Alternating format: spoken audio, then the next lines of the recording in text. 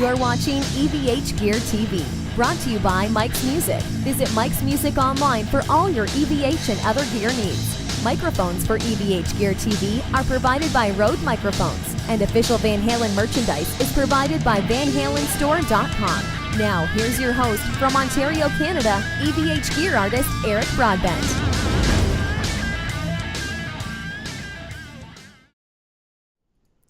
Hey everyone, happy weekend to you all. It is Friday, and man, oh man, it's been an incredible week.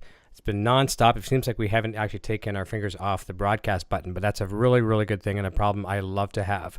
Tonight I'm joined by a guitarist that obviously you're going to see in a second that is a huge fan of the EVH Gear brand. I'm joined by Dan Palmer from Zebrahead and Death by Stereo. Dan, how are you? I'm great. How you doing, Eric? Everybody? Doing fantastic. It's great to have you. And I think we're going to be talking a lot about Eddie Van Halen tonight. We're going to be talking about actually some Canadian stops that you've made over here that we just discovered. We'll talk about that. I found that off the air with you, which we're looking forward to. But I think we got a full itinerary. We're going to have some great guitar discussion. Jumping over into chat now, we've got a few people, and we'll come over and say hi to them shortly. But listen, let's start off the evening by just kind of letting people know. Tell us a little bit about the busy schedule that you have playing in multiple bands. Maybe describe a little bit about the bands and what you've been doing lately. Well, I play in quite a few different bands. I try and play basically with anybody and everybody I can. Mm-hmm. I just like to play as much as I possibly can. I like to, if I'm not playing, I'm getting into trouble. I'm at the bar too much, and that's a mess. So I'd rather be playing and be at the bar. So it's not really that much different. But one band I play in is called Zebrahead. We're based out of Orange County, California, close to Disneyland, about half hour from downtown LA. I do a lot of touring with Zebrahead. We do a lot of European festivals, play Japan, Australia, and whatnot. I also play in Death by Stereo. It's kind of like a heavier punk band. We tour quite a bit too. We just did Mexico City, which was a good time. We're doing Canada. We're doing Regina, Saskatchewan in December. Oh no! Yeah, the finest city in Canada, right? Pretty much. Great city. However, that's a bad time to be out there.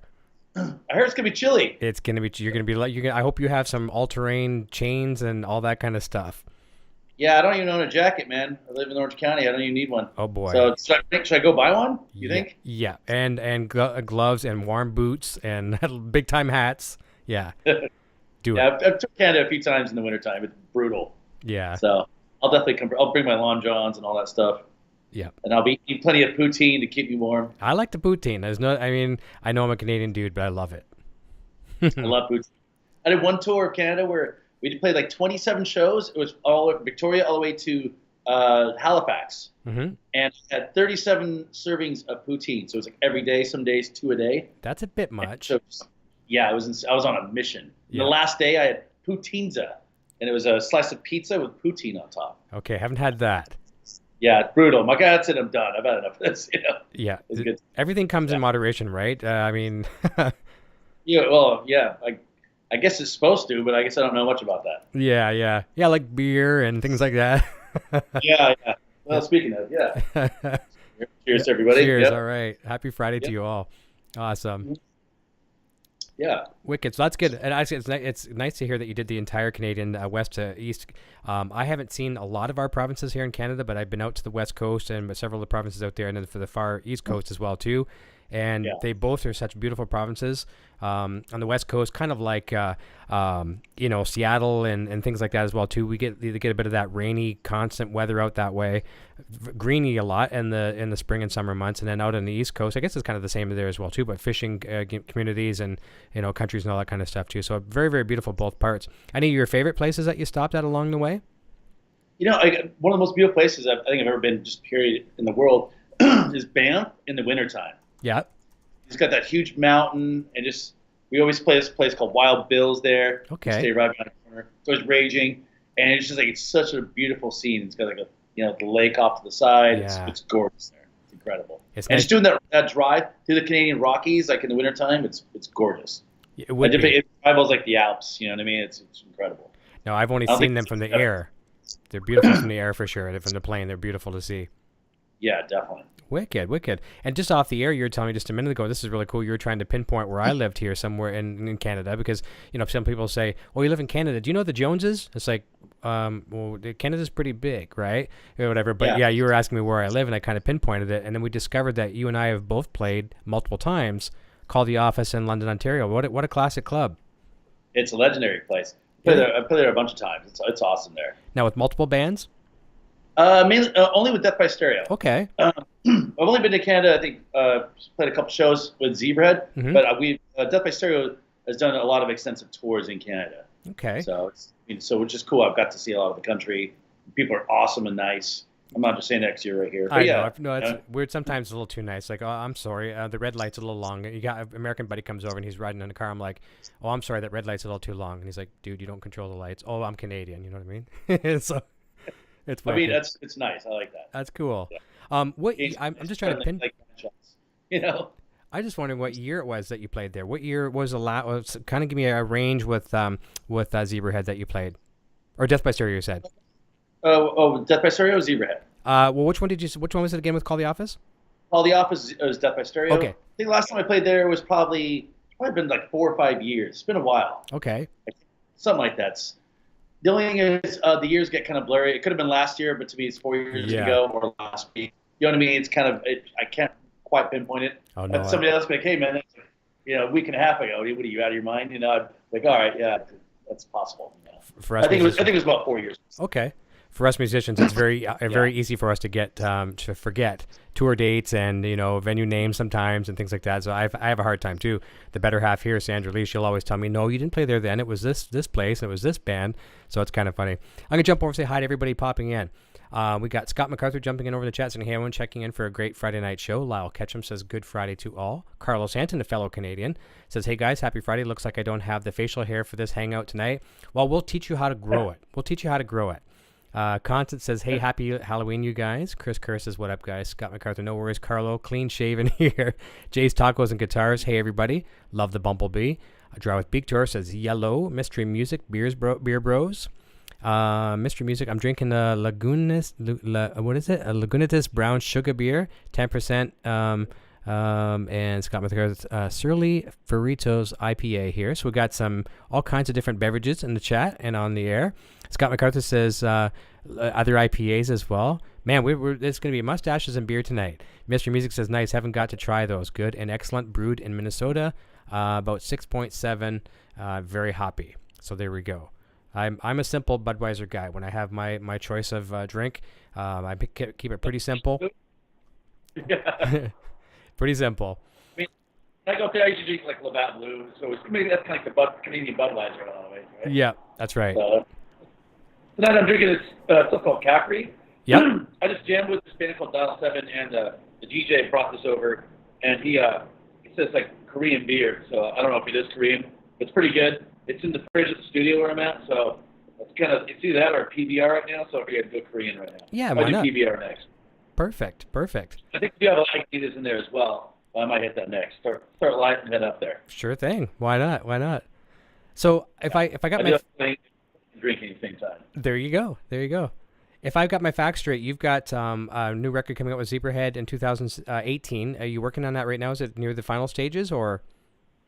Yeah, it's almost done. We recorded a bunch of songs. We've been recording it throughout the year. We've been touring on and off throughout the year, so it's been kind of hard to stay in the studio and get it completely done.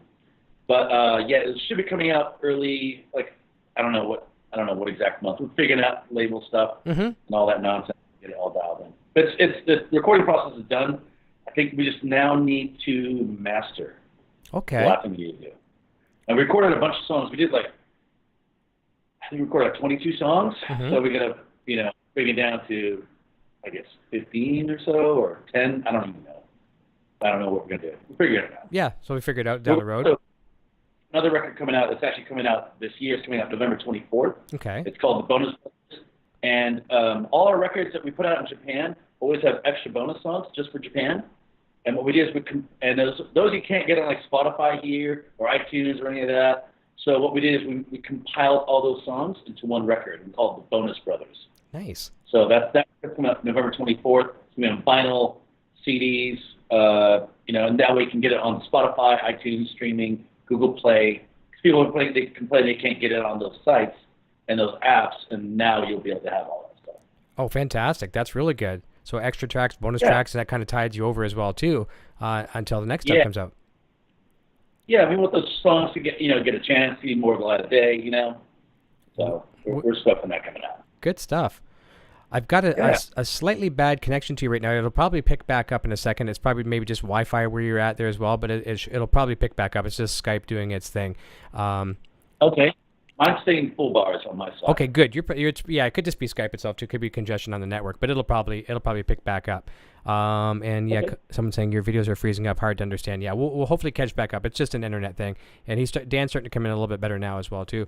But let's talk about, even though we can't see you 100% crystal clear, let's talk about this. One thing I kind of like about tonight is that pressure is off of me as being the mustache guy on the show. Let's talk a little bit about the upkeep of that mustache. Let's talk about how you maintain that thing on a daily basis. Well, basically, I try and wash it, every other day or so, or depends on how much fun I have the night before. Yeah. So I wash out the whiskey and cheeseburgers and beer and God knows what, So it depends on how good of a night I've had the night before. And also, if I sleep on my back and I wake up and it's still kind of up and formed, like I'll get up and go. All right, I'm good to go. Got a good hair day. A lot of times on one side all thrashed and the other side's like okay or whatever. So it all depends what I get by with. Exactly. Wicked. And I use Bloodband mustache wax. Here, I brought a tube of it here. So it looks like it's got a brown coloring. It holds well, smells good. It's got to smell good. Very important. Yep. Underneath my nose all day. So, good, yeah. Yeah, you definitely want my something. mustache is like mustache wax or a combination like whiskey, cigar, beer, and whatever else. Yep. A little bit of everything. Yeah, exactly. Insane. I'm going to try to do for a second? I'm going to try this just to see if this will fix it, because we are losing you pretty bad. I'm going to actually disconnect from you, and I'm going to call you right back. Is that cool? Okay, yeah, so everybody in the chat, just hang on for a second. I'm going to switch over for a second.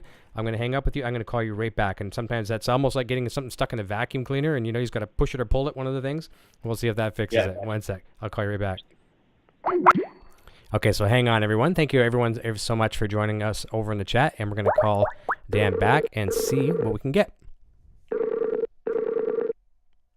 Sometimes just redoing that works. Hello. Okay. That better? Yeah, we are better. It's considerably better for sure. Much better. Perfect. So we're back. We're back, ready to rock. Good. So let's skip a little bit. Let's skip all over the place. There's nothing ever necessarily we have to follow a certain order here, and I got a lot of cool questions for you, and the fans are going to have questions too. But since you got a cool guitar in your arms right now, and got the 5150 behind you, let's talk a little bit about when you discovered the EVH Gear brand, and just tell us a little bit about your passion for it. Well, I've always the EVH Gear has always been kind of on the radar because, I've always been a huge Van Halen fan. Mm-hmm. Remember when he did like the Wolfgang models with PV? Music Man? Music Man, yep.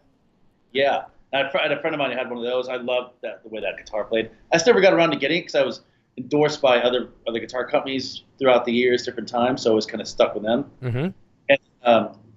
And I've always kind of played like his, the 5150 heads, the different like everything from the PV ones to now the Fender made EVH Gear ones. So and I've always kind of tooled around to the studio. And what really got me playing the EVH guitars in general, we have I don't know if you've heard of, there's a band called Lit. Yes. Oh, yeah. They're local. I mean, we're friends with them. They live close by us and stuff. And one of the reps for EVH Gear, our friend Helen, mm-hmm. she is friends with Lit. And our sound guy from Zebrahead worked with Lit. And they got to meet or whatever. And we played, and she's based out of London. She showed up at our show in London a few years ago. And it was like, hey, I got a surprise for you guys. Because Matty, the other guitar player, Zebrahead, he and I are huge Van Halen fans. You know what I mean? We've always loved Van Halen. We always talk Van Halen. And she knew this, and she showed up to the show with actually this guitar. She showed up, here, I got a present for you guys. She showed up, and she had this guitar. Nice. And it was like, holy fucking Christmas. You know what I mean? Like, it's amazing. So she showed up with this, and like, fuck. So this is my first EVH guitar that I actually got. And we ended up just having a relationship, and we kept it going. And then the conversation moved on to the amps. And, of course, This 5153 it's incredible. The amp sounds so killer. And so it's not like one of those things where, with some endorsements, like you'll maybe get work with certain companies and you may think they're pretty good, maybe good enough because you you want to, work with somebody that'll endorse you and kind of promote you and all that. But with this is such an amazing amp. It's not like you have to pretend to think that it's amazing because it just is amazing. Yes. I mean, it's incredible. It's the best amp out there right now that I can think of. You know what I mean? Maybe there's a better amp. I haven't heard it. I don't need to hear it because I have this one and I'm completely happy with it. That's right. And I got a question about that one. It's hard to see on I can see it on the camera, but I can't see it for the full size. Is that the 100 watt? Mm-hmm. Okay, so that's the exact same one I had behind me too. I'm not sure if you can see mine back there, but yeah, we have the same one. Love it to death. Just like yours, yeah. Yeah, wicked. I mean, I have a couple stealth models as well. Mm-hmm. We have a storage space in Europe, in Germany, and I have a stealth and a 412 EVH cab in Germany. Mm-hmm. I have one also in England. So when I go touring those places, I've got amps ready to go, and they sound phenomenal. And they're also queued up with the proper voltage, so I don't have to worry about a step-down transformer and all that nonsense. Oh, that's good. Yeah, which is kind of tricky sometimes. So if you get a faulty transformer, you might blow your head. You know what I mean? That's a whole mess. I don't want to deal with that. You've got proper voltage for the proper territories. It makes life so much easier. Nice. And then you got the striped Wolfgang. Actually, that's the hardtail. And the question I was going to ask you about that too. Do you use the hardtail any different, like for any alternate tunings, or is it just a different feel for you other than having the trem? It is more of a different feel. Like I've always been a Les Paul guy for years. So I've just been so used to that. I did kind of growing up. I did have a couple Floyd guitars, but I never got that into the Floyd, only because I'm kind of disorganized, and a lot of times I would either lose the bar, or what the main problem is the goddamn Allen key. Yeah. This fucking thing drives me crazy. Just these, how many of these I've lost in my life?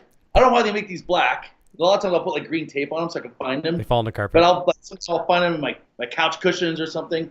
And I've been on tour places and like, oh fuck, I can't find the Allen key. What the fuck am I gonna do? You know what I mean? So Yeah. a lot of times, all right, you got any pliers? So I'll leave it on thing. And so that's why I kind of the Turby. It's only not so much the Floyd Rose itself is not a cool thing. It is. It's awesome. It's me being kind of a mess and disorganized and always losing the Allen key or the tremolo bars. Mm-hmm.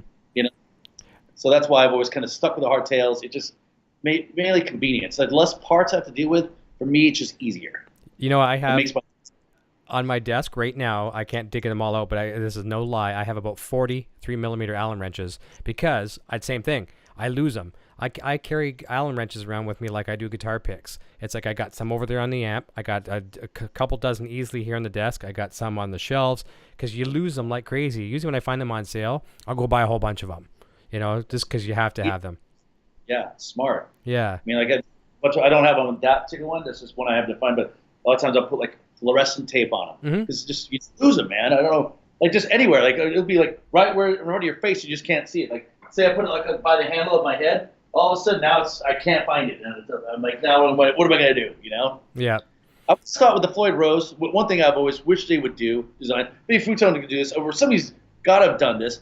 Why can't we just get rid of the Allen key and make it like a flathead screwdriver thing? So yeah. You know what I mean? Yep. Like, does it have to be an Allen key?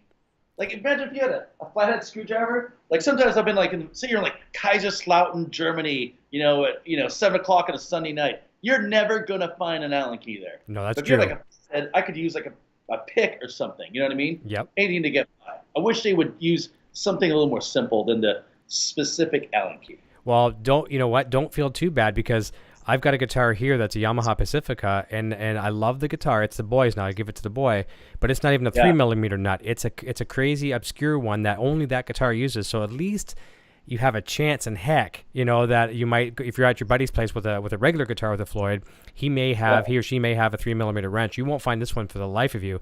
And like a couple of people in the chat, James is saying too, no Allen key, use vice grips. I've done that before in the past too, way back in the day. And that'll get you by for a one-time deal.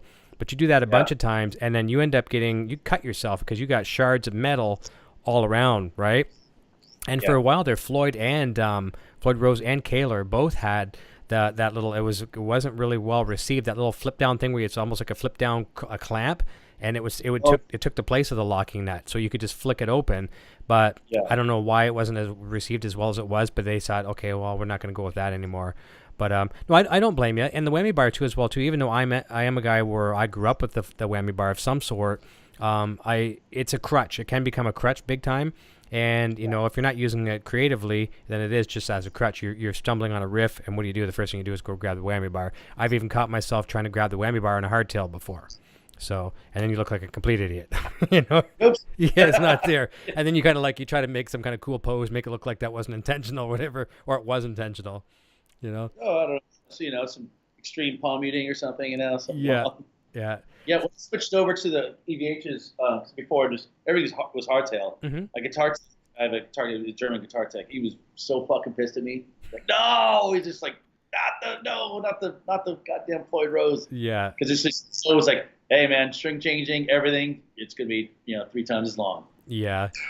You're in for it, buddy. You know. One of the things I'm going to show you, and I'm not going to show you tonight. I'm going to tell you about it, but we've been talking about this with Adam's product with FU Tone, and your guitar tech. He's probably going to send me an email after. He's going to say thank you, because what it is, it's two things. Number one, the upfront bonus is it's going to give you a little bit better tone.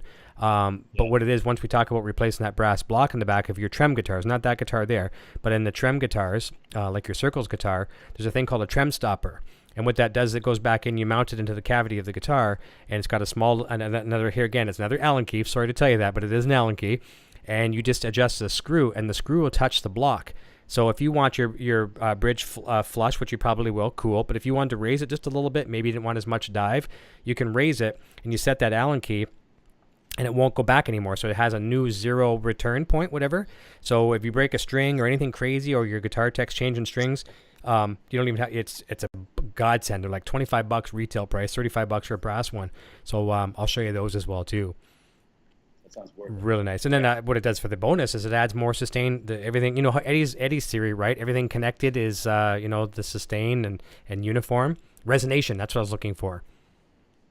Yeah. That's good. I like that. It's a wicked smart invention. Yeah. That's good. Yeah. Thank you, Futon. Yeah, there you go. So how about effects? Obviously that 5150 and all the 5150 models, like your Stealth you're talking about, they have a great effects loop, and they all take pedals very, very well. Are you a pedal guy? Tell us a little bit about that. On my board, I have a tuner pedal. I have usually like a delay. I have a Digitech whammy pedal. Mm-hmm. A wah. I use a Morley wah, and a noise gate. That's it. Which noise suppressor? Right now I'm using a TC Electronic, the Sentry. Okay. SETRY. It's pretty cool. I've used decimators in the past. ISPs, those are pretty cool. I just like those. Like the decimators because it's simple.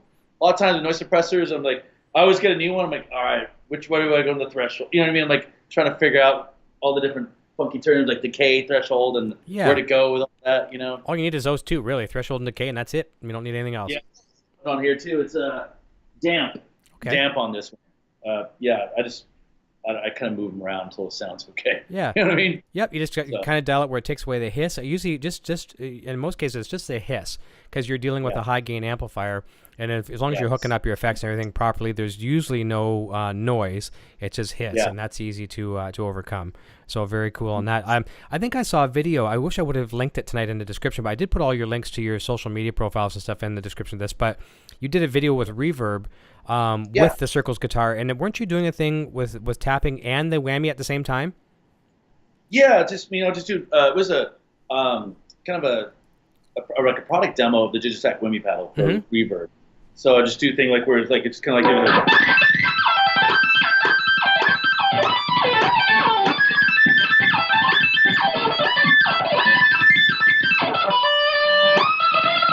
it something like that. Love that.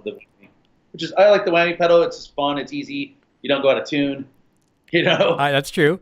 It's obnoxious. I get it. And I mean, a lot of people. It's an acquired taste. Mm-hmm. And when I did that demo, a lot of people were like, oh, it sounds fucking terrible. You know, but that's the pedal. That's what it does. You know what I mean? Mm-hmm. It's not supposed to sound a certain way. It's just that's what it does, and that's what it has, and it's the feature of it. It's not like something I can use every 2 seconds. You know? No, you have to use it creatively for sure. Yeah. Yeah. Try to be tasteful with it. I like to like when I do like a simple like dive bomb.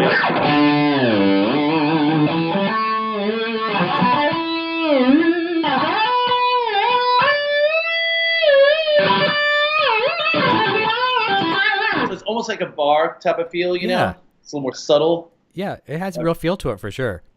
Yeah, I'll use it on like that kind of in that kind of manner as well. And the thing I like about that too is it frees up my right hand, so I don't have to worry about holding the bar. Yeah. See, I can do like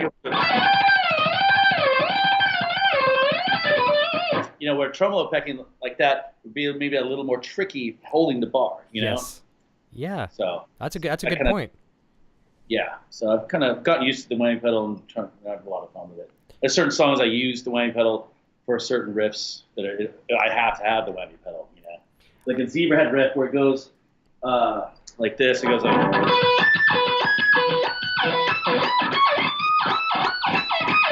I mean, that's like one of our riffs, and without the whammy pedal, it just sounds like.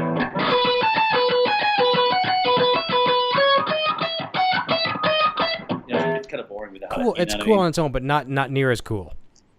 Right. Exactly. Yeah. So very cool. It's fun. It's got its place. I try to be not too obnoxious with it. That's right. Well, that's good. You're using it in taste. I know tonight my boy's he's gonna be on me the minute I hit stop broadcast because he wants a whammy so bad. And I had one before, and I'll tell you where I went wrong with it. I loved it as well too, and I didn't use it out of context, like just here and there for effects. But I had a pedal board at the time where everything kind of sat down inside it a little bit, and I always had a problem with the whammy, the way it sat in the board. It would never go all the way back to zero completely. It would get stuck on the lid of the pedal board, whatever. And I remember I was just slightly out of tune. And here's me. What was the first thing I did? Look over at the bass player, say, "Tune, you're out of tune." And then it was me, right? You know? Yeah. I've done that a few times. I'll be like jamming around, like or whatever. But like the singer's mic cable hit it, so it's like say something like that, and I'll also be like, I just starts going, man, what's going on there? It's just and it just is mic cable's like hitting it, and it's it's a little sensitive or whatever. It's almost like a warped record. Yeah. That's wicked. That whammy pedal, buddy. You know. And that's the thing too. You got to make sure you don't even get a guitar cable. Do you play wireless on stage or wired? I use wireless. Okay, then there you go. So you don't have this problem, but you could easily get a guitar cable. That's happened to a lot of people before too. I used to get that all. Sometimes when I play with cables, sometimes I'll get the cable actually wrapped under the pedal itself, so it can't go down all the way. Yeah. Or I'll get it stuck underneath it, so I can't come back and be back in tune. Just the cable just gets in the way all the time. It's almost like getting a McDonald's Big Mac box caught under the brake of your car when you're driving. Yeah, pretty much. Like, you do it, and it's like no getting out of it, and you're stuck. No, you're done. Kick it. Yeah, that's right. That's wicked, though. No, you do use it very creatively. I like that for sure. Let's jump back over to the chat just for a second. So where we left off in the chat, people were just mentioning the connection there, and I think we've rectified that problem. We just had to hang up and try it again, so we're good. Speaking of, James is saying loves cheeseburgers. Justin Gardy says, hey, everyone, popping in to say hi. Carlo Santin says, hey, Justin. And yeah, James is commenting on the Vice grips. Scott MacArthur says this is a open this is like VHS and beta. He has a question, says anyone prefer Kaler over Floyd? I've got two guitars with Kalers, very nice trems, never run to Floyd. Have you played Kalers in the past? Like obviously you're a hardtail guy, but have you ever played a Kaler? I have a BC Rich somewhere with a Kaler. I don't really use it much. Mm-hmm. I can't remember if it's here or not. I've got a bunch of this is if you can see this corner. I'll put this over here is like a pile of like that's my shelves of crap. Okay. Pedal cases. I've got like here. I've got like probably like 10 to 15 guitars or something. Mm-hmm. This is our rehearsal studio, so that's cool. I think I'd have it somewhere, but I'd have to dig through all the. No, that's okay. Don't worry. Yeah, I don't want to go through all that. Yeah, it just all depends. I think they're both a pain in the ass because of the too many working parts. But they work pretty well. Just for me, it's just maybe the Kaler's maybe a little. Sometimes easier for certain things, and then like the Floyd for other things. The Floyd seems to be more solid for me, but that might have been because I had the Floyd set up more proper than the Kaler. Yeah. So it's kind of hard to tell. Yeah, they're neat. I think I only had one guitar in my lifetime with the Kaler, and it was at the time it was a more affordable bridge back in the day than it was. Well, the guitars I should say were more affordable that came with the Kaler than some of the ones that came with Floyd's. But they were certainly neat. I do think it came down to the VHS and beta type thing. It almost became licensing. I don't think they really licensed their patents, whereas Floyd did realize there's potential in that, right? So that's what killed the Sony beta. So yeah, even though I guess supposedly beta was better than VHS. Yeah, it was technically. Yeah, the fidelity was there. It's just that they didn't want to license it, and there's no money, so they went out. Yeah, Yeah. sucks. For sure. Wow. James over in the chat says, Futon gives incredible sustain. Scott McCarthy says, I have a friend that works for and with Morley. White Hunt's jumping in saying, hey. We've got Blackie DH saying, hey, Eric and all. Thomas Santiago's jumping in saying, hey, Eric and Dan. Blackie DH, Dan Wilhite is in. And let me see here. Scott McCarthy, great, thank you. And speaking of my little guy, Bane Rocks, he's in here saying the dynamic duo mustache, he says in brackets. Wyatt Hunt says, whammy pedals are cool. And I'm just waiting for Bane Rocks to comment on the whammy pedal. I'm sure he did. He says, I would love to get a whammy on my board. he's Whammy's fun. I like the whammy. Yeah. Plus, it's also I like it as an octave pedal too. Yep. Just like, be like. You can do it. Yeah, you can go back and forth. That's kind of fun too, but rather just like it's an octave pedal where, you couldn't adjust it quite like that. It's fun. Yeah, it is for sure. I've got the capability in the unit behind me. I've got the Line 6 Helix rack. Now I've got the floor controller for it, but I don't yet have a expression pedal. So I will be able to do a very, very close to the Digitech whammy. They've got a pedal in there modeled after it. It's like 3 different rows or whatever. Yeah. So, that's what I've seen that. The other guitar player, Death by Stereo, has that. It's really, really cool. They're neat, aren't they? Yeah. Yeah. Yeah, I've only had it for a couple weeks. Here, and I was just learning it, but I know when I get the expression pedal, the boy's going to be in here all the time trying to do whammy stuff with it for sure, so. He has the whammy thing set up on his, too. We'll do dueling whammies on certain things. I like that. I've been watching a lot of your videos lately, too, and obviously you can tell that there's a huge Van Halen influence. There's one video I saw with your singer. I've seen it where you guys are playing the Wolfgangs, and he was playing the EVH Black and White Stripe series. But there's one, I think he was either playing either it was a Les Paul or it was like an ESP, but a Les Paul style guitar. It was white, and it was almost like did he paint it white with black stripes on it too?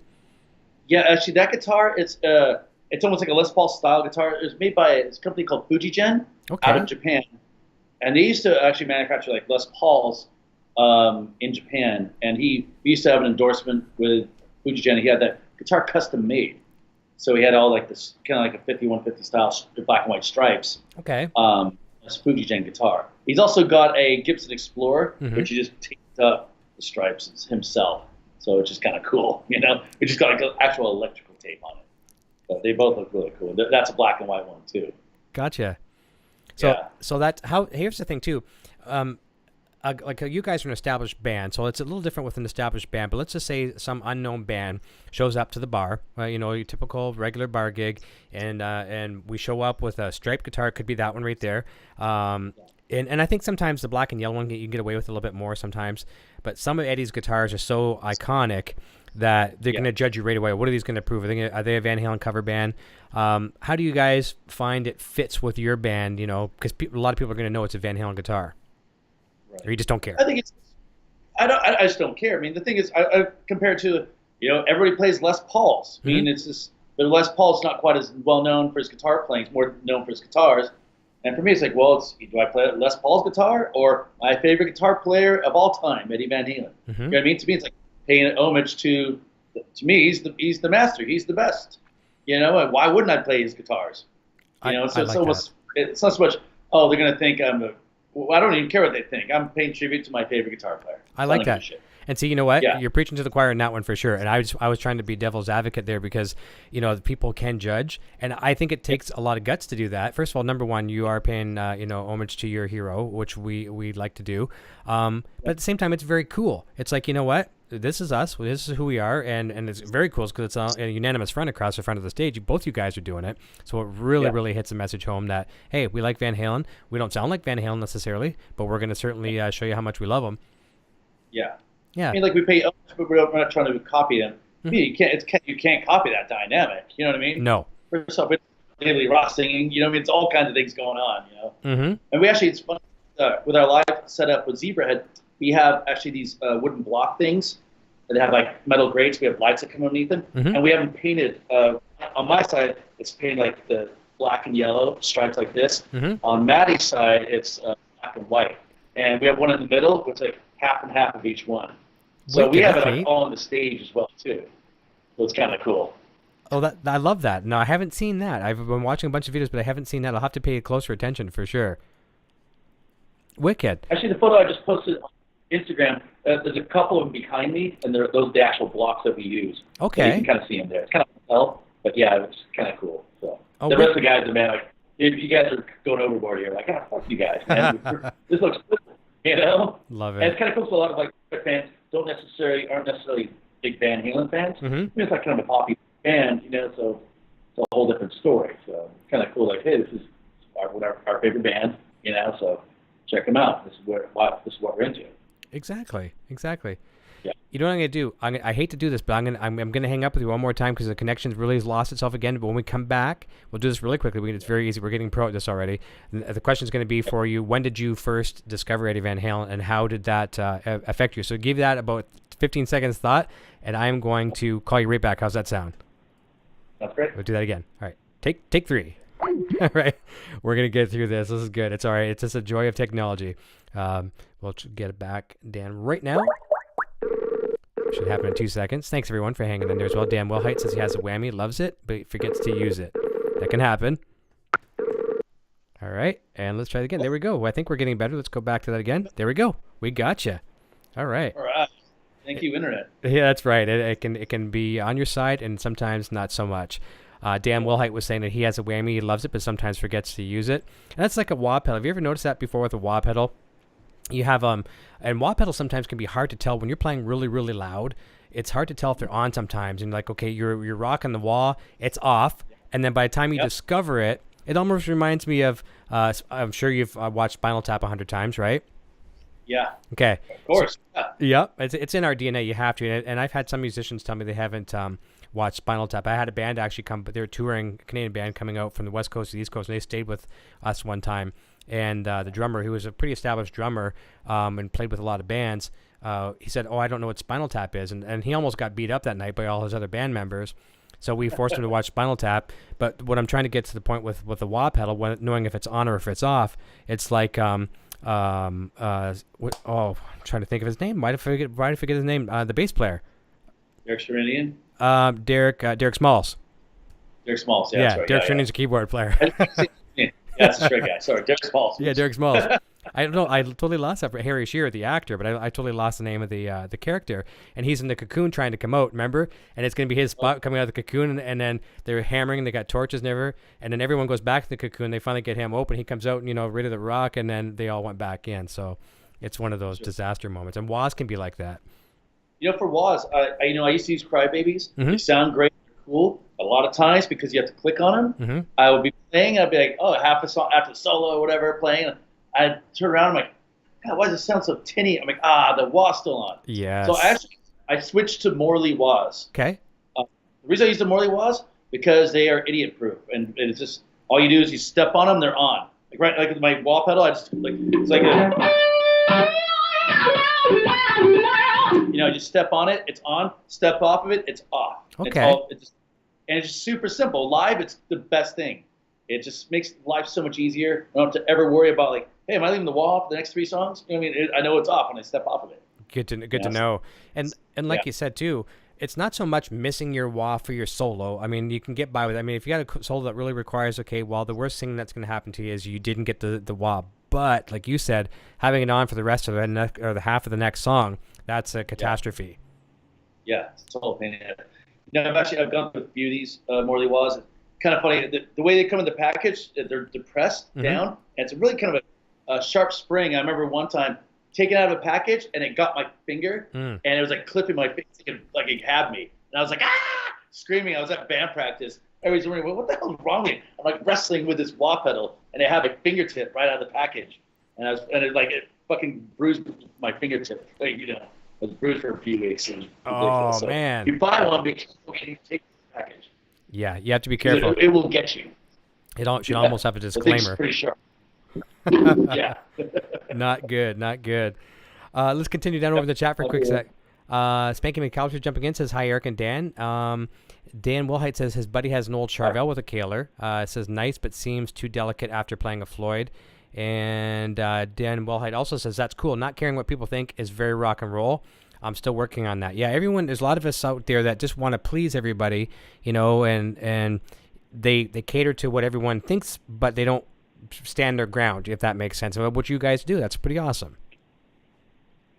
Well, I think musicians in general, it seems like guitar players especially seem to be by nature very judgmental people, and you can kind of like, I could see why a lot of people, you kind of get a lot of scorn for doing certain things, or if you play a whammy or whatever guitar you play, even like if you play like a crappy amp and they think, that amp sucks, and it's almost like people who like tube amps as opposed to people like Kempers and all that kind of nonsense, and people can be very judgmental. It's just, what are you gonna do? You can't please everybody. Sometimes you tell everybody, hey, go fuck yourself. This is what I do. Take it or leave it. Yeah, exactly. 100%. 100%. So the question just before we went away for the break there was, when did you discover Eddie Van Halen, and how did that affect you as a probably young lad? I remember being a kid, riding my skateboard around, and my neighbor was washing his car with a ghetto blaster, playing the 1984 records. Jump was on. Okay. And I remember going over across the street after. I asked him, hey man, what's that song? I think it's called I Get Up. I don't know what that song I Get Up. But he didn't know what the hell I was talking about. Yeah. Well, yeah, the song I Get Up. That's the thing I can remember from it. Oh yeah, you mean Jump? Well, yeah, that fucking. What is that? I didn't ask him who it was. Well, what is that? It was because it was like such a mind-blowing song. And then I remember sitting with my parents, and the Panama video came on. And that video was fucking amazing. I don't know if you've ever seen it, but I remember being a kid seeing it. I go, I want to do that. I'm just like, this is fucking, whatever they're doing, I want to be a part of that. So that was kind of like what did everything for me. Maybe I actually want to start playing guitar, be in a band, and do all that stuff. It's kind of those, basically the Panama video, I'm just hearing Jump on the radio. Yeah, that whole tour was pretty amazing. They still stand the test. What's that? That whole tour was pretty amazing for everything. Yeah, it's incredible. Yeah, everything about that era is insane. So at that point, that's basically that got you into it. So where did you go from there for instruction? Did you learn yourself a little bit? Did you take formal instruction? I was pestering my mom to get me a guitar. She wouldn't get me a guitar. I finally got one. I was like 15. We went to Tijuana, and we bought Tijuana, Mexico. And we bought an acoustic guitar for $20. And the action was like this high off of it. Oh God! It was insane. Like, damn near impossible to play. But I was struggling through it and kind of got through it, and that's how I got started. And I started kind of showing along on that thing. So I finally got a decent guitar I could actually play. It was a nightmare. It makes a world of difference when you move into a piece of gear that's good, and that's where a lot of people have, us growing up as kids was different because we didn't have affordable gear back then. There wasn't a lot of the overseas manufacturing and things like that, and you were stuck with like a Sears guitar or a pawn shop guitar or a yard sale guitar. Nowadays, for a few $100, you can get a guitar and an amplifier, cord, a gig bag, and you're ready to go. Yeah, totally. It's so easy now. Mm-hmm. Especially like, I worked for a little bit at School of Rock. I don't know if you know what that is. It's a company where they teach kids how to play certain songs. They all get together and they play these songs live, and the parents go see them. And I was thinking, like, if I had this as a kid, I'd be like probably 10 times better player. It's amazing. Like they have something like that. They got all kinds of they'll have like Mastodon posters and Slayer and Van Halen and all these different kind of rock things. It's just this whole crazy world. And it's like, man, if I had that growing up, that would be the greatest thing ever. I would never go to summer camp. I'd go to School of Rock. Great. I think in a way, it's just things are easier, especially with YouTube tutorials. Everything's on YouTube. You find anything and everything, any kind of tab.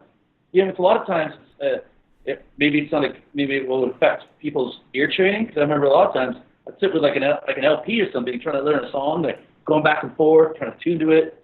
It really helps your ear. Mm-hmm. Nowadays, you need to do that. I can look it up on YouTube or any kind of tab site. That's right. Instantly. Yeah, it helps tremendously. The play, Agreed. A tremendous asset. And now with things like with YouTube too, you can slow the pitch down. I mean, you can have software on your computer to tune your guitar without having to tune your guitar. And just, the more time you spend actually working on the song as opposed to just trying to get the technology to work or your guitar to work, to be in tune with it. So more time learning, more time playing, as opposed to everything in between. So that's a blessing. How about other influences? Who else did what kind of inspired you as a guitar player throughout that duration and maybe even up to now? I always mean, as far as shred guitar players, I love Yngwie. He's fun. He's I know he's obnoxious, but that's why I like him. Sure. He's completely obnoxious. I love watching him live. He's great. He's got 23 amps and all that stuff. And the drummer's like tucked in the corner. He's up there. It's ridiculous. I like Paul Gilbert. I love Paul Gilbert's playing. But I also like I grew up with a lot of punk bands too. Like I really like the Clash. My parents listened to Clash, so I was always influenced by them. And I love the Police. I love Andy Summers playing. He's awesome. So those are pretty much the ones that really kind of influenced me the most. That's cool. I think between Andy Summers and Eddie Van Halen. I love Andy Summers. How about as a lot of people in here talk about Kiss. I talk about Kiss on here all the time too. Were you a Kiss fan at all? I wasn't a big Kiss fan. I never got that into them. But they're fun. I wasn't as into them as say Van Halen and the other bands I mentioned. Right. I still listen to them. It's fun. It's great. It's Kiss. I mean, you can't hate on Kiss. It's just a good time. Exactly. And I mean, none of them were ever the guitar heroes or the the bass heroes, and I mean they were just average musicians. But their songwriting, they had hooks, they had the merchandising we talked about down the show last night, all that kind of stuff. You put everything together and just made kind of a very cool package that seemed to win fans over generation after generation. Right. Yeah. Would you rather go see Kiss or you want to go see the Foo Fighters? Yeah. You know what I mean? Yeah. It's like the Kiss is. It's a show, you know what I mean? It's an extravaganza. Yeah. The Foo Fighters are good, I'm not doing them, but I just think Kiss puts on a better show. Yeah. And visually, it's a lot more entertaining and a lot cooler to see. You definitely get your money's worth for sure. There's no doubt about that. There's no doubt. Yeah. Yeah. Yeah. Yeah. And then ticket sales, I mean, they're worth it. Now, I haven't seen Kiss since probably last time I saw them was on there. I was with Ace, 2000. I want to say 2000 and actually no, 1998 or 2000, somewhere in that year. But I saw them in Toronto, which was a very cool show. And even sitting in the nosebleed seats, when their columns of fire would go off, you could feel it on your forehead. Yeah, that's fucking awesome. That's worth the ticket price. Yeah, it was. Yeah, he was like, okay, this is real. That's real fire. Nowadays, it's almost like not all bands, but some bands, the fire is a LED screen and it looks like fire, but a little bit more controllable. Yeah, a little safety, a little more safety. Yeah. Yeah, for sure. So I understand. I've seen real fire, man. If anyone's got fire, I'll go see any band that's got fire. It's like that's a cool thing. You know what I mean? Like, I want to see fucking pyro. That's awesome. Yeah. Country band, metal band, whatever, but they got fire. Let's go watch them. Yeah. Yeah, that's great. With beer, some fire. Fuck yeah. Wicked. Have you ever had the opportunity yet to, since you've been working with the EVH Gear brand, have you met Eddie at all in your travels? I have not, no. No? I've had a few friends meet him. My friend Kevin, he took all the promo photos for all the magazines. Yeah. He just did recently. Yep. So he was telling me stuff here in secondhand stories. Like Eddie seems really cool. But a friend of mine who actually went to his studio and I guess he hung out and they were talking about Eddie. Eddie had his Lamborghini and he told the guy who was hanging out with, hey man, you want to go-kart riding around the parking lot of the supermarket? I said, sure. So I guess he stuffed like this go-kart in his Lamborghini. His Lamborghini's all like dirty, like cigarette butts in the bottom, and he just took off his Lamborghini, the go-kart sticking out of the side of it. You know what I mean? And he took it out, and just didn't care. He treated it like it was like a truck or something. Yeah. But it was his Lamborghini. And he got out and he went go-kart riding in a supermarket parking lot. That's pretty awesome. You know? Yeah, treating it like a pickup truck. Yeah.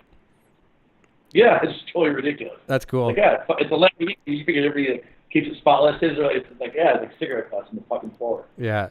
Well, to him, it's probably like us with like a little Ford Pinto or something. What it would be the equivalent of in cost to him, right? That's true. Yeah, he can afford it. Yeah, that's pretty cool. Yeah. So you're earlier you were talking about pedals, and we were talking about the few that you have. Have you ever gotten into any modeling gear at all? Do you ever experiment with that on the road, or has that ever been provided for you for backline, like some like the Boss units or Fractal and Line 6 and any of that stuff like that? I tried a couple of things. The last thing I tried out, I did a recording session where I went in the studio and they had no amps whatsoever. All they had was the Kemper, the profiling amp. Okay, yeah. And I remember going in, I'm like, fuck, what is this? You know what I mean? I'm like, should I go get my amp? You know what I mean? They said, no, everything's here. I tried it out, and it sounds awesome. It's really cool. The studio was great.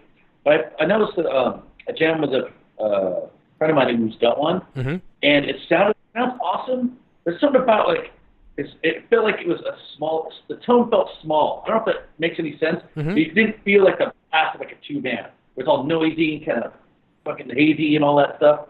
Like it was almost too clean and precise, Mm-hmm. and it just didn't have that oomph, which I don't know if I can even describe. You know, like when you got a two-man, you go like this. Like that right there, I can even at that volume, I can feel that volume, you know what I mean? Mm-hmm. But on the Kemper, I didn't quite get the same effect. Yeah, it's the moving of the air, and I will admit that as well too. Like I'm in love with the modeling stuff. I've got the Helix here, but there's a big difference. Even playing at a bedroom level with the way speakers interact, you feel the movement. You actually feel your bones move depending on how loud you're playing.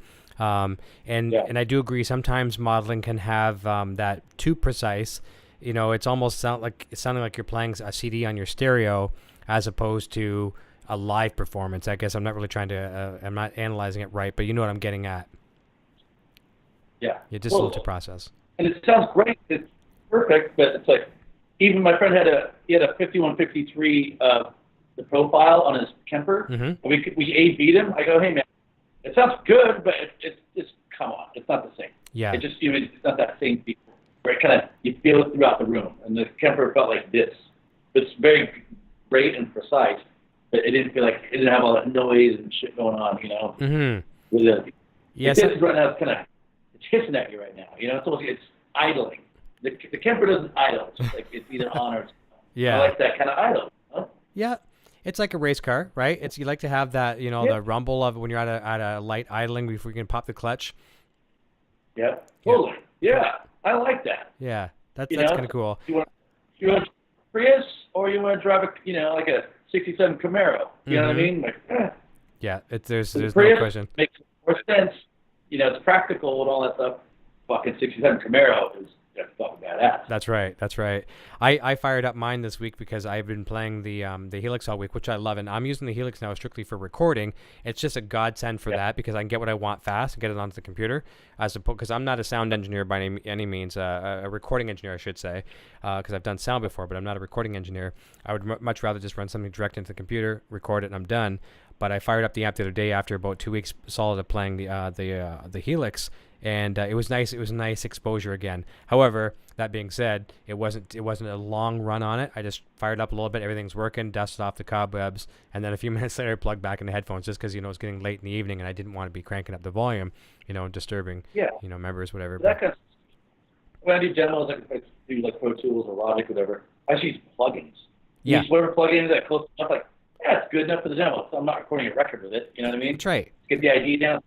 Easy, simple. No bullshit. Don't have to worry about mic placement and all that stuff. Yeah, because I want that. Because what I find is the fact when you get the creative urge to put something down, the last thing you want to do is have to go through a process. And you've probably experienced this before. If that was the case, you have to dial stuff in and blah blah blah. By the time you get it set, you don't want to play anymore. It's like, you know what? I don't want to record it now. I'm done. Yeah. So I don't want to waste all my night. I could be playing. Here I'm like, reading the manual and doing, I don't want to go through all that crap. Mm-hmm. There's a lot of times where I'll just take my iPhone, and I haven't done this recently because now I have, better software and things like that. But I would just, if I got the urge, I'd just turn on the little sound recorder on the iPhone, and I'd record it just by, putting up so my speaker would hear it, or it'd hear my speaker, and at least I got the idea down so I didn't forget it, because we're all guilty of forgetting more than we've ever written, I'm sure.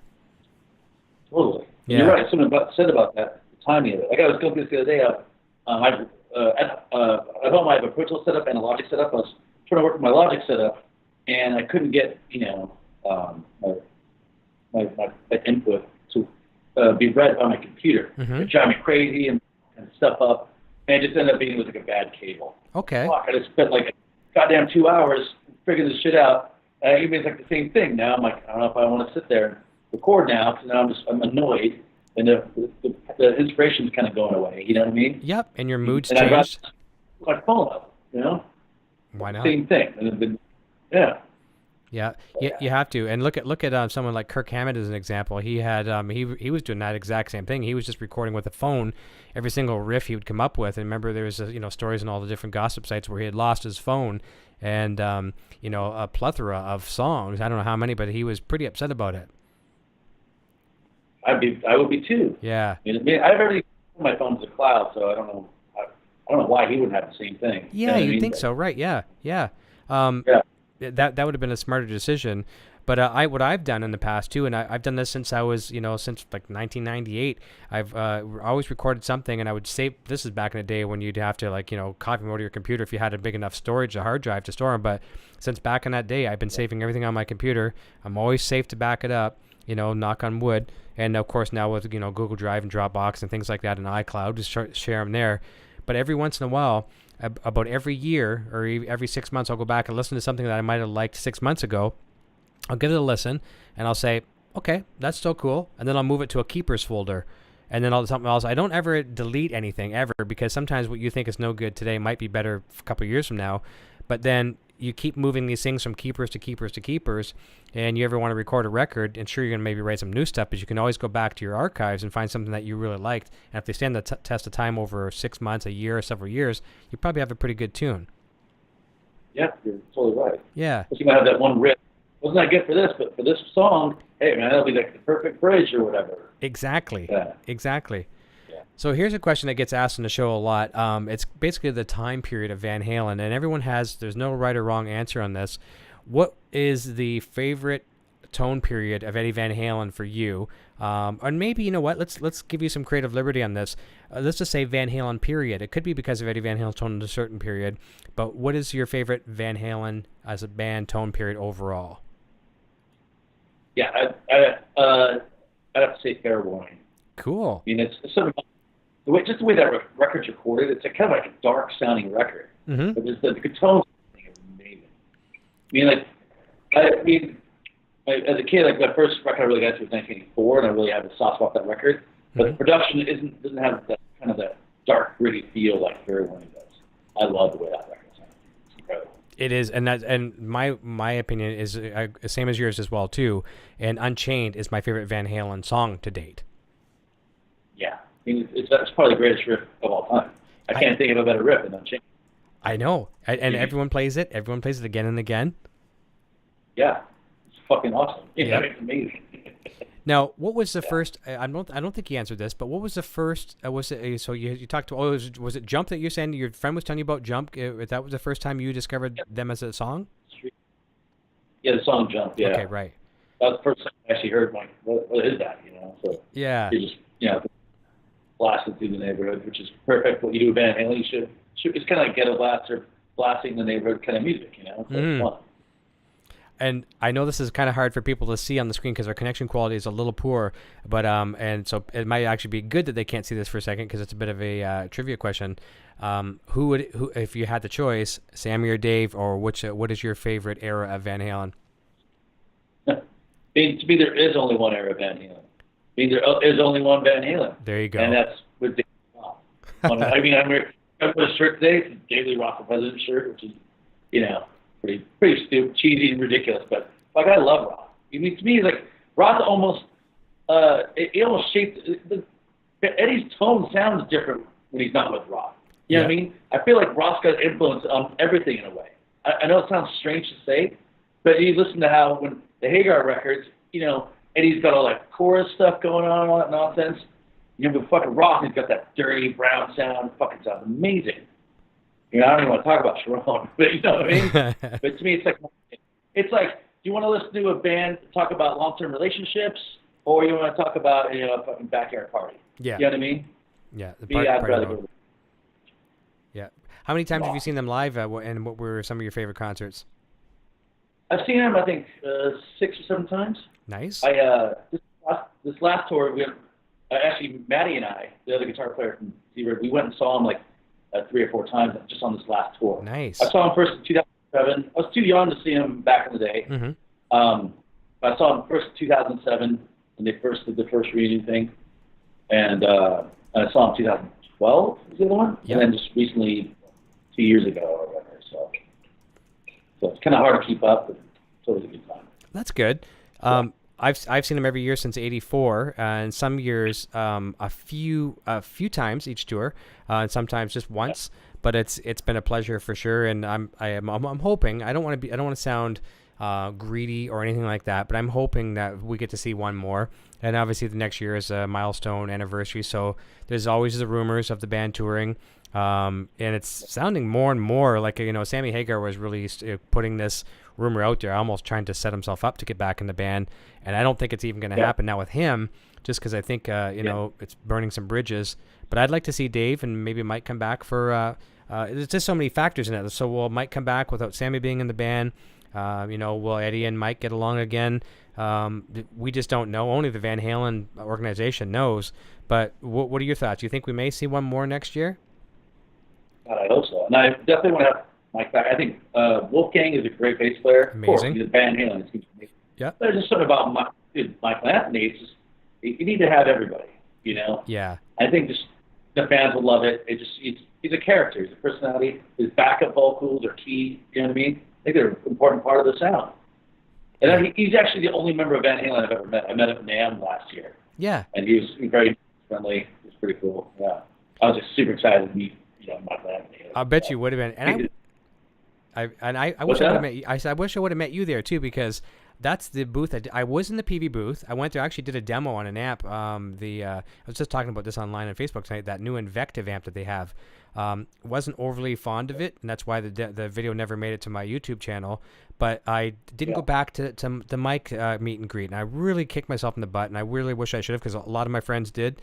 And I didn't meet him, but I wish I would have met you there. That would have been really cool too. We probably passed each other. I'm sure actually I probably did see you.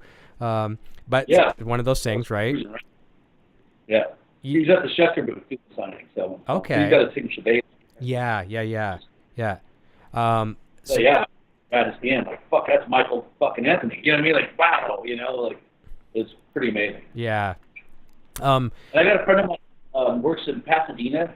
He works on road bikes and stuff, and mountain bikes. Yeah. And I guess Roth is in there all the time to get his bike fixed. My buddy's like, "You just saw Roth again, man." I'm like, "Dude, I always want to start mountain biking or whatever, just to kind of hang out there." Yeah. Hey, there's Roth. Hey, what's up, man? Yeah, fellow mountain biker. You know what I mean? Just to be able to meet him.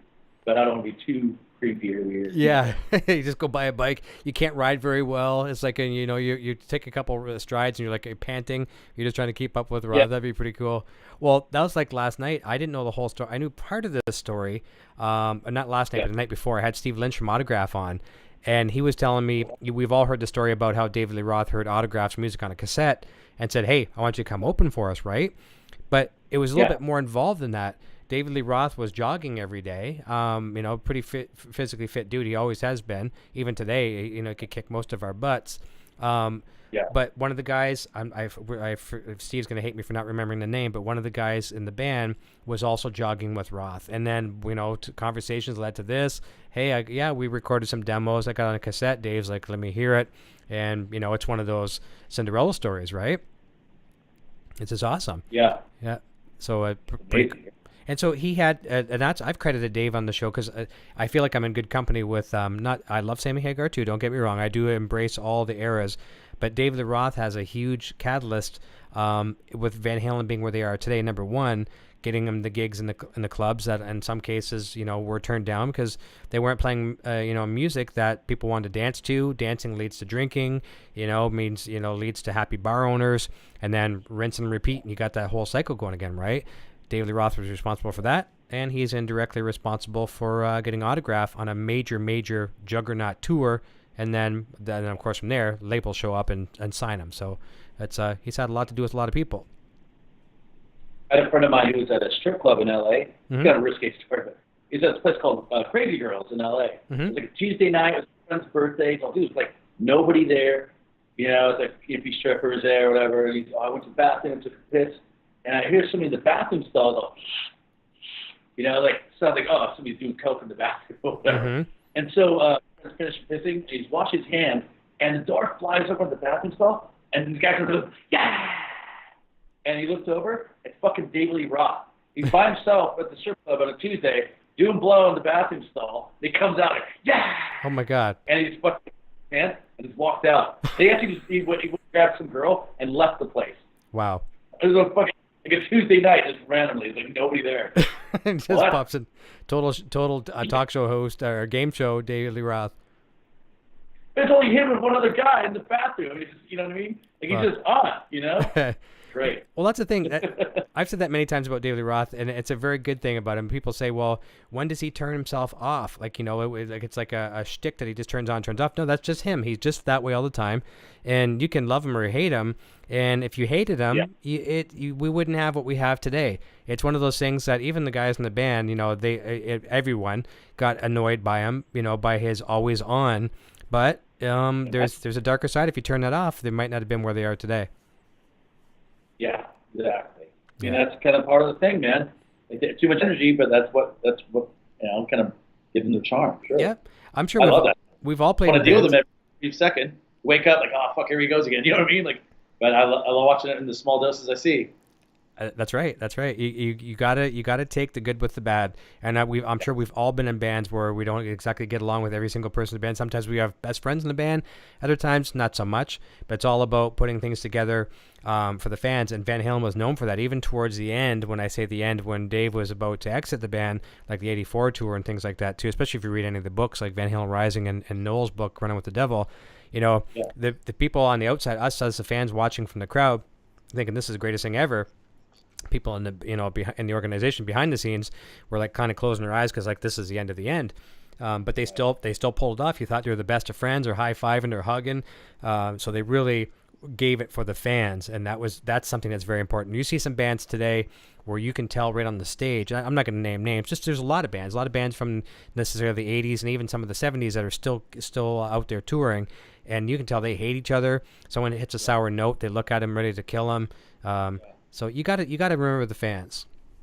Yeah, I always think it's weird when you hear about musicians being like they can't even get along or whatever. I was thinking like you got along at some point, and now you have all this money and nonsense. Like now you're blowing it to a bigger thing. You're still just in a rock band. You know what I mean? It's like you have to be this person. You should be stoked you get to do this. You just won the lottery, buddy, and you're gonna complain about like having too much money or whatever nonsense you're gonna have, or the guy hit a sour note. Who fucking cares? It's amazing what you get to do.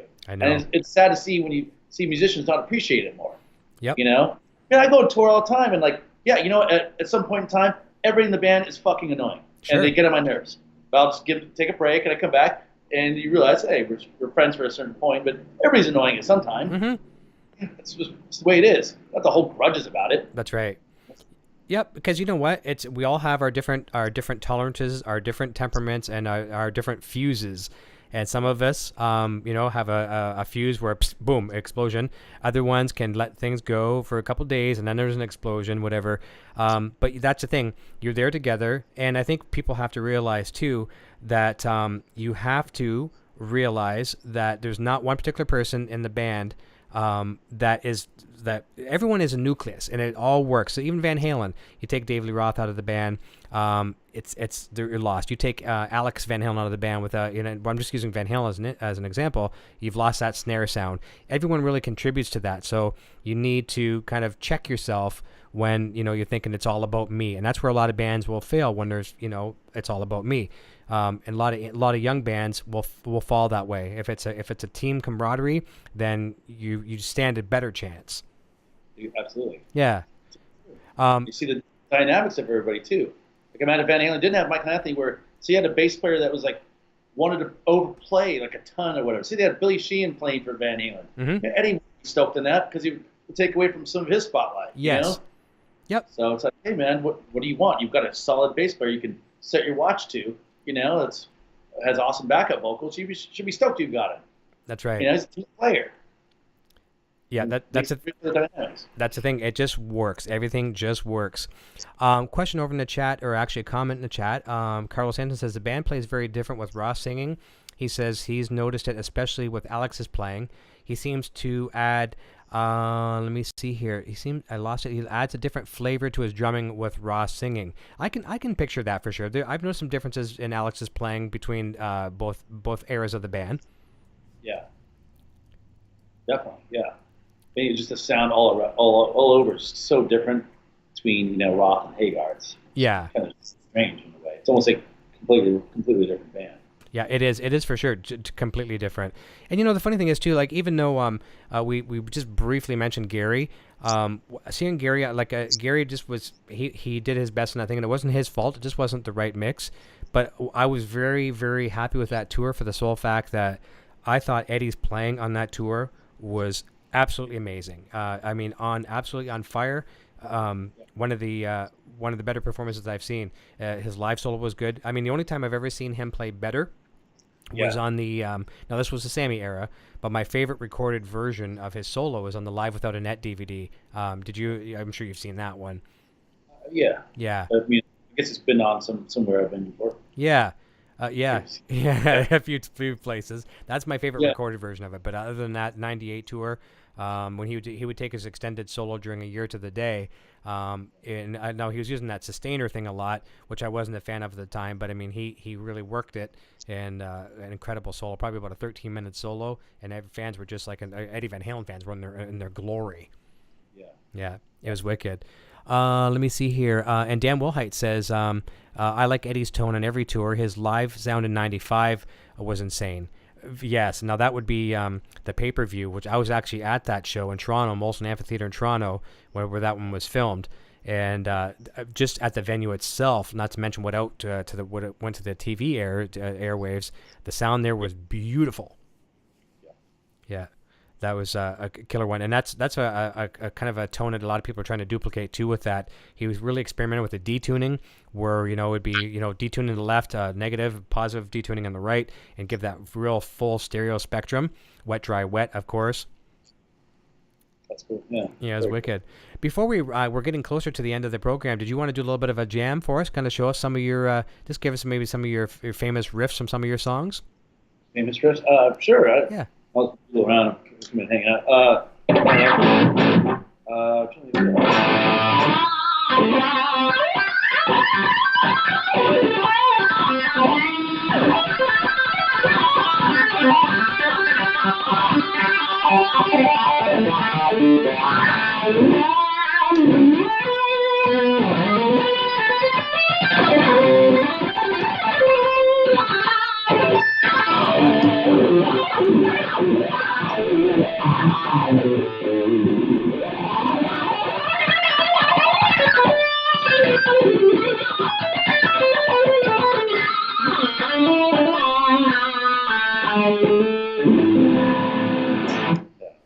Wicked. That's nice.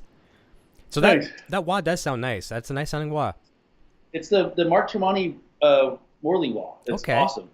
I actually bought it only because it looked cool. It's called the Patriot wah. Okay. It's got an American flag on it. It's got an eagle. It's called the Patriot wah. So I'm like, it just looks cool. I'm buying it just because I like the way it looks. And it ended up sounding good. So So you bought it on appearance, and then you discovered it actually sounds pretty good. Yeah, because it's kind of funny, ridiculous looking wah. Yeah. And it sounds fucking awesome. It's great. I love it. And if it works for Mark Tremonti, I mean, that's pretty awesome. Yeah, totally. Yeah, Mark is a great player. It's so funny when he was in Creed. I liked Creed as everybody else that that was a Creed fan, but I didn't really realize he was that much of a shredder. Then he went out on different projects, Alter Bridge and everything else after that. I just like, who the hell's this guitar player? And sure enough, it's the same guy that I was listening to before, just on kind of off the leash. Yeah, he's a great player, definitely. Yeah, I love him. Yeah. Who's some really cool cats that you've had the opportunity, other guitar players that you look up to that you've toured with? Has been any guys that maybe some of your heroes growing up with that you've been on a bill with, or different festivals and stuff like that? Not so much touring, but I've got to see like different festivals. So like Maiden at a festival, which is really rad to see. You mean as far as I think I've been at Slash. Got to play a few festivals with Slash. Nice. He breaks out all the hits, which is rad. I always loved Slash playing. I love the Outside of Destruction is one of my favorite records. I love that record. I just think Slash is a fucking awesome player. He's not the fastest or whatever. Then his note choices are fucking awesome. Yeah, he's great. I think he's awesome. I really like Slash a lot. What I do like about him too is I put him in this league what I call like the organic guys. That can plug a Les Paul into a Marshall, and he might have a couple pedals in between, but he could take all those out of that chain, plug right into the Marshall, and blow most of us away. A lot of us, and I'm not using us in company tonight. I'll put myself in that position, but sometimes I have to have a couple effects to give me that comfort zone, whether it be a delay or some reverb or something. But when you're put in that position just to plug directly in, you're like, but he pulls it off. And I think, we're reading all these things right now. This is definitely not a slam to Gibson by any means, but it's some of the things we're reading on the internet it sounds like there's some trouble there, some unease, and I think they did make him an ambassador at a good time. Basically a global ambassador of the brand. I don't think anyone can do it much better justice in the rock world. So hopefully, I hate to see those guys, suffer some of the consequence of other companies like Carvin, losing the audio division, and things like that. I hate to see Gibson start to go down, but there's been a lot of turmoil I've been reading. Have you been reading some of these horror stories on there? What about some of their gear and stuff? Yeah. It's almost like the self. I know they're pushing the self-tuning thing for a bit. I mean, and those I jammed with a guy who had one of those on his SG. Mm-hmm. We were playing live, and it stopped. It wasn't working right. Yeah. And it's like, well, what's going on with that thing?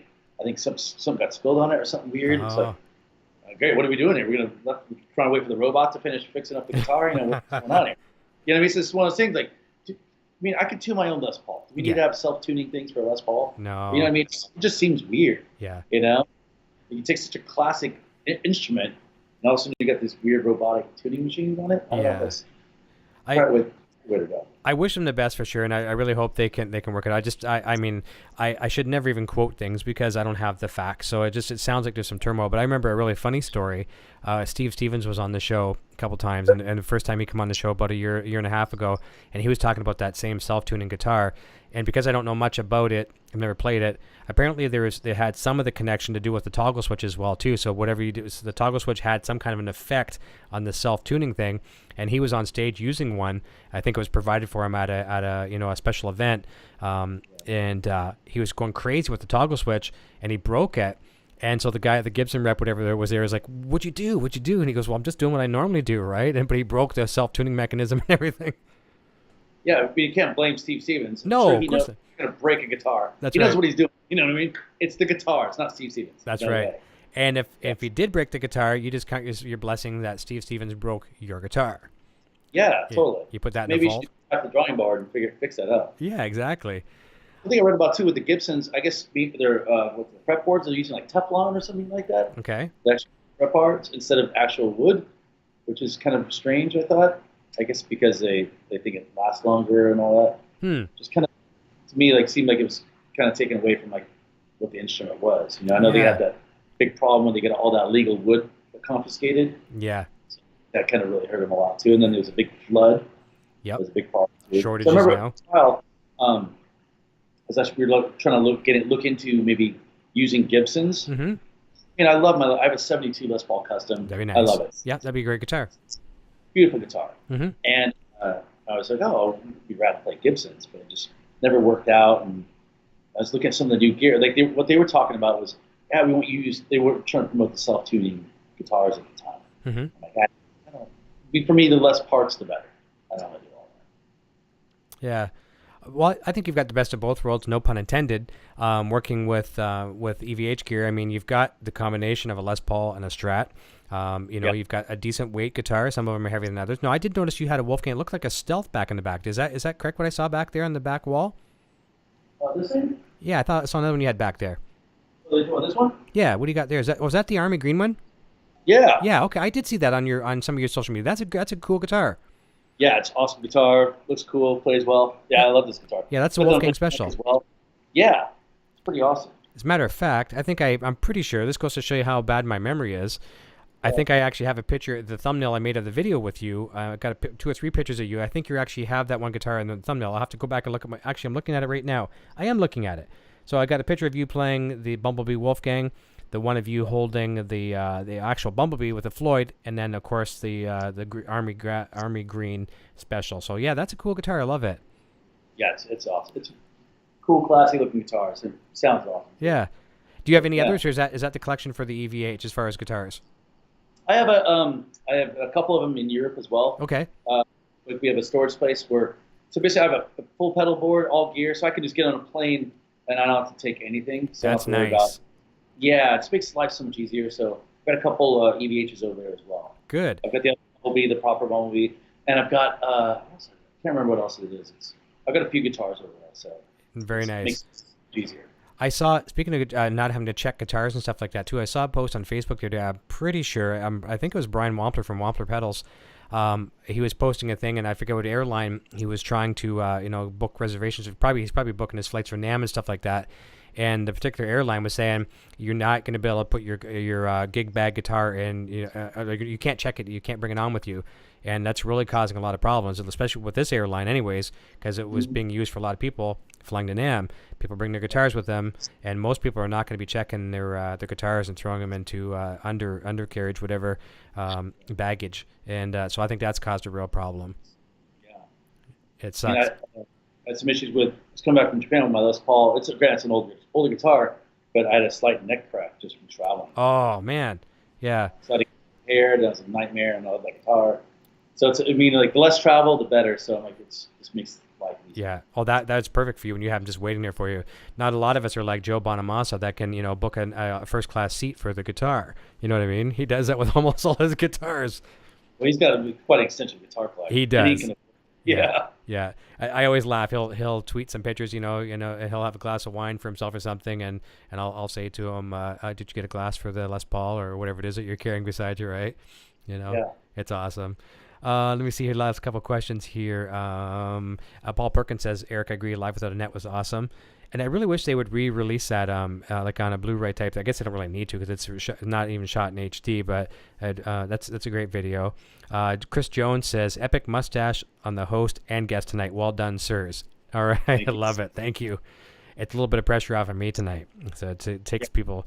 The comments get deflected off of me and goes elsewhere. Let me see here. Carlo Santin says Dan Wellhead says Carlo Santin, very cool. Saw that tour in Memphis, great show. Darren Moore, Rock and Rolls, jumping in. He says, hello, all really late, but I'm with friends tonight, so I thought I'd stop in for a few. And yeah, as my better half here, Poison Ivy, pointed out, a lot of people having their Halloween parties this weekend too, and right now, so that explains where probably a lot of people are as well. But no worries, Darren. You can always watch a replay. And Dan, I'm not sure if you know how this works too, but you can go back and you can tell your friends and fans too that they can go back and watch us as a replay later on too. Pretty much within 15 minutes after the show's over, it's available for replay again too. So, great. Yeah. That's good. So as we're talking to a couple of European friends, like, yeah, you realize it's going to be like, it's 3 in the morning. Yeah. You know what I mean? Yep. And plus it's 3 in the morning on a Friday night. Yeah. They're hammered. They're doing whatever. Oh yeah. Some trouble. Yeah. So. That's why every once in a while I'll do some shows. I'll do some in the mornings, some on the weekends, mid-afternoon. That way I can kind of align the entire planet and try to get everyone's time zone kind of close. But it is kind of nice for having the replay. At least I can watch it back the next day. It's not as cool as with the live factor because people can't ask live questions. But we can always get have people send comments through social media and stuff like that as well too, and funnel them off to our guests. In this case, to you, and they can ask questions too. Paul Perkins says, "Love the shows, brother." Thank you very much. I appreciate it as well. It's been a busy week. Usually, I only do shows once a week. It's usually a Friday show, and then throughout the week, sometimes I'll do live broadcasts and do some jamming. But things just happen. When people get in touch with you and they say, "Well, I have this day, I can come on the show," you don't want to say no, right? You never want to burn a bridge, and especially when you're trying to build. Something, you want to keep that momentum rolling. It's from last week to this week, it's been a blur. And I wasn't kidding when I said it didn't feel like I hit stop on the broadcast. We had started last Wednesday with Derek Sherinian was on. We talked about the new Sons of Apollo. That Friday had Rudy Sarzo. That Saturday, the boy and I hung out with George Lopez for the day. And then a lot of Eddie Van Halen talked there with some stories, man. It was amazing. Then this Wednesday had Steve Lynch from Autograph. Thursday, last night, Bumblefoot, and now we have you tonight. So it's I don't want to. I sometimes say I want to take a break, but I don't want to take a break. I'm a victim of my own, demise, right? For sure. Yeah, it's just like gigging, festival after festival after show after show. You think, okay, let's get us some more shows. Let's get us some more shows. Okay, we have 36 shows in 32 days. Like what? You know what I mean?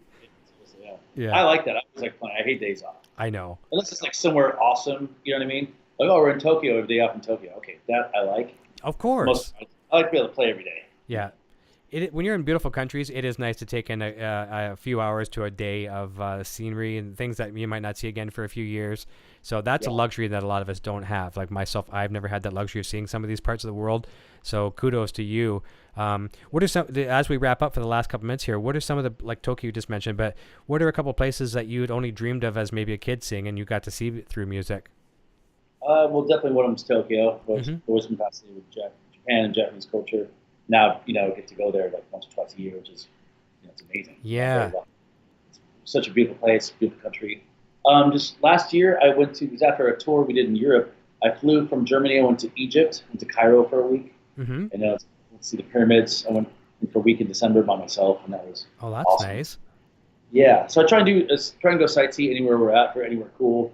Like from Moscow, I go to Red Square, and all the iconic places I go. Of course, from Paris, I've been to the Eiffel Tower a bunch of times. Still go every single time. Hey, it's the Eiffel Tower. You know what I mean? Yeah. It's like it's gonna get old. It's like, oh, I've already seen it. Yeah, I've already seen it, but still want to go. Oh yeah, you don't get tired of that. Yeah, I can imagine.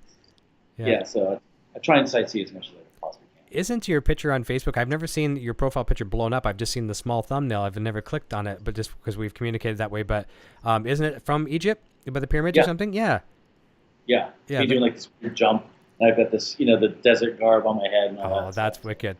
Not too many of us can say, yeah, my profile picture is over by the pyramids. Yeah. But my profile picture before that was drinking a beer on the Great Wall of China. Oh, come on, that's great.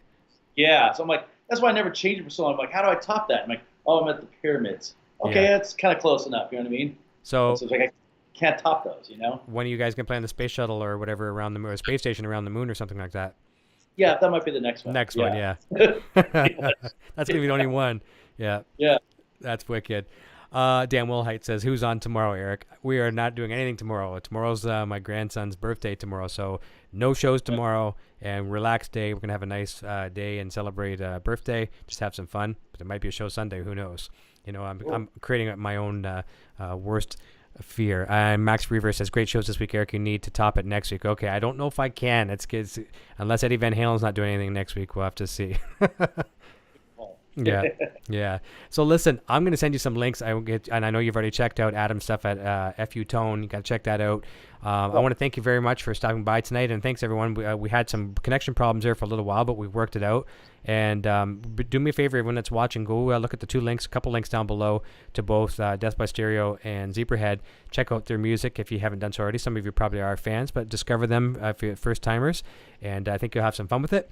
And especially the Van Halen fans, you're going to see some cool guitars on stage.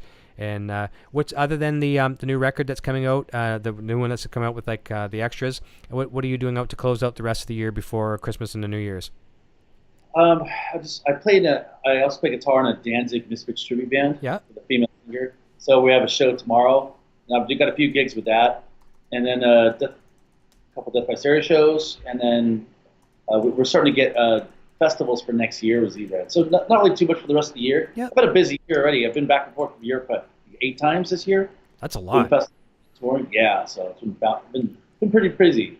Went to Japan, also, so went to Mexico. And, so I think been pretty mellow for the rest of the year. Nothing wrong with winding it down. Yeah. I think I'll probably gonna do Europe in February with Death by Stereo. Yep. Start touring with Zebrahead again. Get all on that. Cool. On the road. Yep, just take some time, enjoy it, and have some family time, and celebrate the holidays, and then, pick back up in 2018 and kick some ass. Definitely, yes. Awesome. Everyone in the chat saying great show, Eric and Dan. Take care, everyone. Scott MacArthur says great show. I really, really appreciate everyone coming in. So, Dan, I'm going to say goodbye to you off the air, so just hang on for a minute. We're going to turn it over to my little guy who does the outro credits. He's going to say what his name is and what he's playing. And I thank everyone so very, very much for tuning in. Hopefully we warmed up your Friday a little bit for you. Go have a fantastic weekend and be safe. If you're out there having any Halloween parties, don't drink and drive. Make sure you find rides and all that good stuff. There's enough problems out there as it is. We don't need to add to it and lose family members and other people like that as well. So be safe, have fun, and happy Halloween. And we'll see everybody very, very soon. Take care. Talk to you soon in 1 second, Dan. Cheers. Hey, my name is Eric, and I'm playing the Frankenstrat guitar. Video production services provided by Design 39 Media. Visit design39media.com for all your website, photography, and video production needs.